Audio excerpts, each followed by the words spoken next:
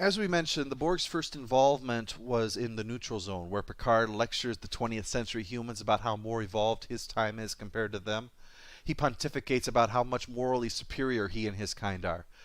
But now, as he faces down the Borg again, it's the 21st century human living in a shack and struggling to stay alive who is passing judgment on him, and he realizes that despite it all, he is no more evolved than she is.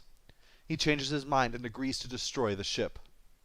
"Hey, Captain, we found a way to kill all the Borg, and it's all thanks to your dogged insistence we fight on. 3 cheers for Picard!" So as they prepare to abandon ship, the self-destruct is activated, because while they can't access weapons, shields, communications, shuttlecraft, environmental controls, or the doors, apparently it's easier to just tell the ship to blow itself up. It'll require the captain and 2 senior officers, so Picard, Beverly, and the guy who isn't even assigned to the Enterprise authorize it, whom Picard then apologizes to for disrespecting him earlier, given how brave and dedicated he is. Meanwhile, Chief of Security Lieutenant Nobody, who was never given an auto-destruct code, cries quietly in his escape pod as he cradles the anti-Borg cannon he managed to build that no one cares about.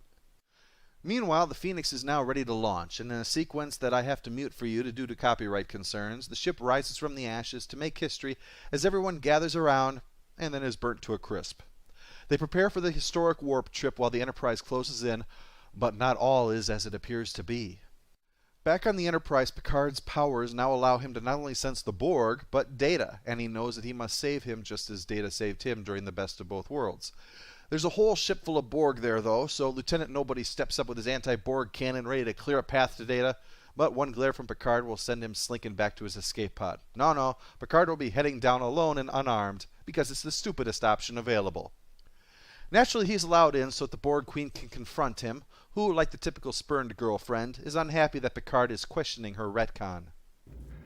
But that ship and all the Borg on it were destroyed. You think in such 3-dimensional terms.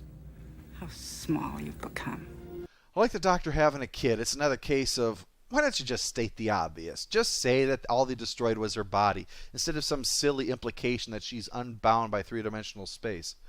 To compound this, we find out that the Queen wanted Picard as her human counterpart, and that she's pissy because he rejected her, and now she wants Data.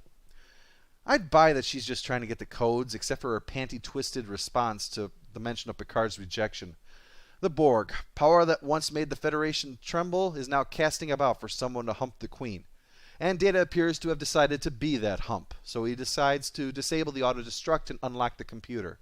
As Picard's put on the assimilation table, Data fires at the Phoenix, but it's all apparently just to make the good guys shit themselves, because he deliberately misses it and then smashes the tube. The vacuum cleaner hoses come to save the Queen, but Picard grabs one and tries to escape. The Queen tries to climb up him to escape. "Oh, what's the matter? Why don't you just escape into the 6th dimension, you pseudo-cryptic bitch?" And naturally, all the Borg are destroyed with the end of the Borg Queen, showing just how worthless having the Queen is for the Borg. Clearing all the coolant out, Picard finds the twitching head spine. You could probably bring it home, Picard, have the Queen's stalk take over things to set up the next sequel. Yeah, probably better this way. In the secondary end title plot, Cochrane and Lily wait in the shanty town as an alien ship lands. Are we sure we have the right address? This is quite a little shithole.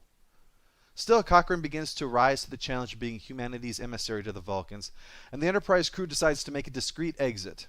Namely by using a matter transporter right next to the Vulcan ship, and then activating their time travel drive to return to the 24th century. Follow-up. Annoying character goes to the Borg Queen for being annoying in dimensions that only exist mathematically. Final score for Star Trek VIII First Contact is 8 out of 10. It has its holes to be sure, but its atmosphere and fast pace make up for it. Frakes' freshman outing as a theatrical film director is quite impressive, and Jerry Goldsmith finally has a chance to score a Star Trek film that doesn't suck.